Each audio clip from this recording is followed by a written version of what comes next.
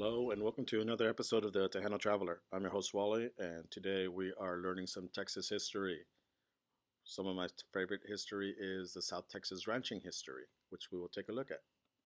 So, our story begins with Richard King and Mifflin Kennedy meeting during the Seminole War in Florida. After that, they met again during the Mexican American War, when Texas became part of the Union, and they made a killing working the steamboats, delivering services and ammunition and stuff. And then they worked on that for the next 15 years, where they made a killing, and eventually Richard King started his ranch. So he's a big guy of the South Texas ranching history. Here we see the four divisions of the King Ranch that are along the Texas coastal plain. And he brought with him the Quinanos of the King Ranch. These were Mexicans who he hired directly from Mexico, and they came in. Some of them lived there, some of them lived in Mexico, and they pretty much became his working force. And they eventually made enough money to have nice mansions and stuff on their property. If you come to Kingsville, you definitely stop by at the King Ranch Museum first, where you can learn a lot of this history. You're not supposed to take video in there, so I took a quick one just so you know what it looks like, but make sure you go there, lots of good information. Then head over to the King Ranch tours, where you can get inside a air conditioned van with nice big windows and get to tour around the area. Get a nice tour of the King Ranch, see where all the history happened, see what the land looked like, see their horses, which are also pretty well known. One of them even won like the Derby or something.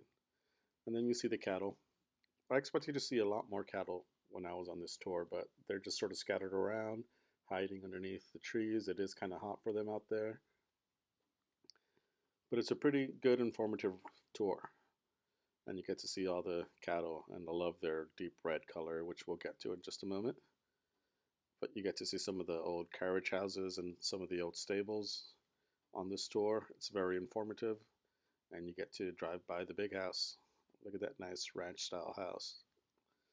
It's owned by the family, so you can't really go in there or tour the house, but it's still pretty much a working family house, which we aren't allowed into. And there are the horses that I was telling you about. Overall, if you're in Kingsville, definitely take the store. As for the cattle back then, the original livestock were the thousands of roaming longhorn cattle living in the wild horse desert, and that's what they took with them on the trail. And that leads us to Monkey. Born in the 1920s, he is essentially the father of the current South Texas cattle industry. Born with some Brahman bull in him, he is the stock from where we get the Santa Gertrudis cattle of hardy livestock, perfect for the hot and dry South Texas brushlands. So here's to you, Monkey. And if you're still in Kingsville, make sure you stop by the King Ranch Saddle Shop, where you can see some of these animals that they would hunt there that they brought over from Africa. And also try on some hats. Make your own. You look good in it. Do I? We next have the Kennedy Ranch. If you go to Sarita, Texas, you get to know more information about the Kennedy Ranch, which was the second large ranch in South Texas. Here you see how big it is. There were two sections of it, and they were both run by Mr. Mifflin Kennedy. Yes, it only has one N. He was friends with Richard King, and he built his empire here also, but he started much later than King in the 1880s. By then, um, the trails were pretty much over, but he used the railroad to get his cattle around. And if you come to this museum, you get to learn a little bit more about all the different people that were here and worked with him. And you get to find out more about Petra Vela de Vidal, his wife, who ended up outliving him by many years and was a philanthropic force in South Texas. But if you come here to the museum, the most awesome thing is all the murals on the wall. Every single wall is filled with a whole bunch of history, a whole bunch of symbolism, and I just want to spend all day here just looking at it. Plus, they have a statue that looks like Amelia Earhart of ranching. But, anyways, that was done. You come here and get to learn about the Kennedy Ranch, how it started, how it was run, and that's the story that is being told on the murals. This person did an amazing job. Like I said, I could stay here forever trying to decipher and learn the history, and even looking at it now, I spot new things that I just learned about. And there, people were known as Los Quenedeños. They were also Mexican American farmers, and they made enough money to have a big house. That's where they lived. And it all accumulated in the Chisholm Trail. That's how they would get their cattle. As you see, it starts off in South Texas, and they would take the Longhorn cattle all the way up to Kansas. And if you're in Cuero, Texas, you get to visit the Chisholm Trail Heritage Museum, which is an awesome museum that showcases a lot of this history, a lot of the cowboy history, a lot of the trail history. You get to see some awesome exhibits. It's fairly new, so it's very interactive and very awesome.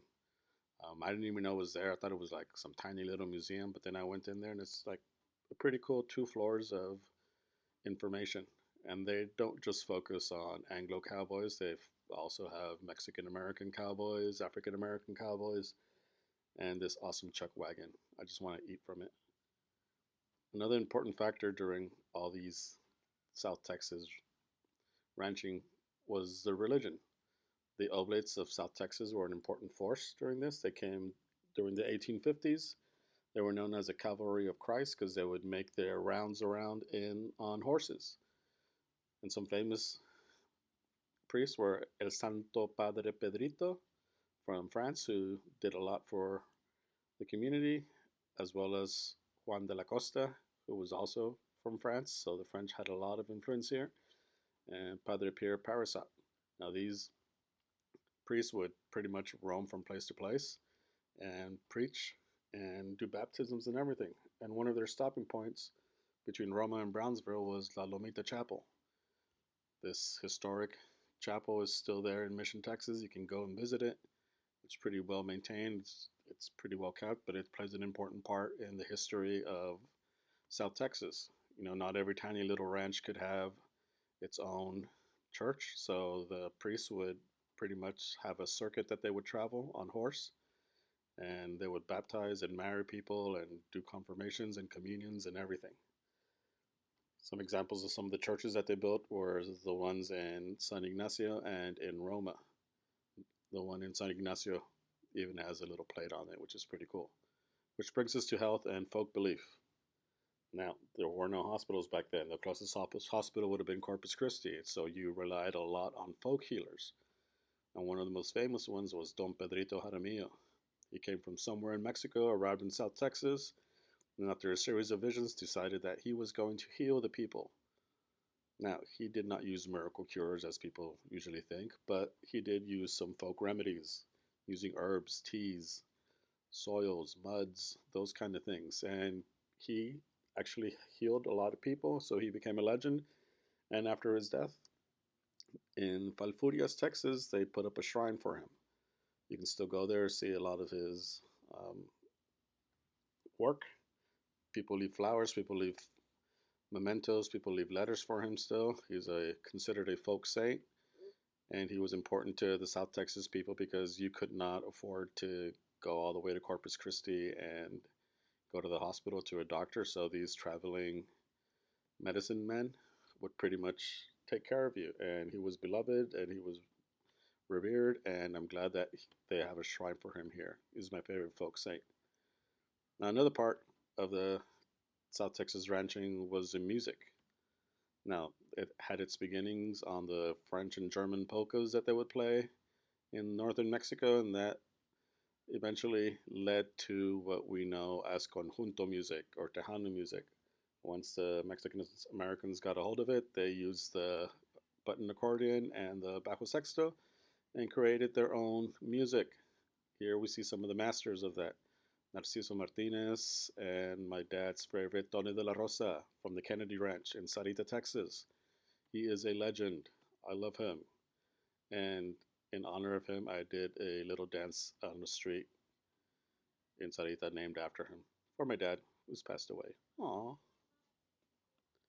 Now, all of this happened on a piece of land called the Nueces Strip. This land between the Nueces and Rio Grande was an amazing crossroad of ranchers, vaqueros, priests, and cattle.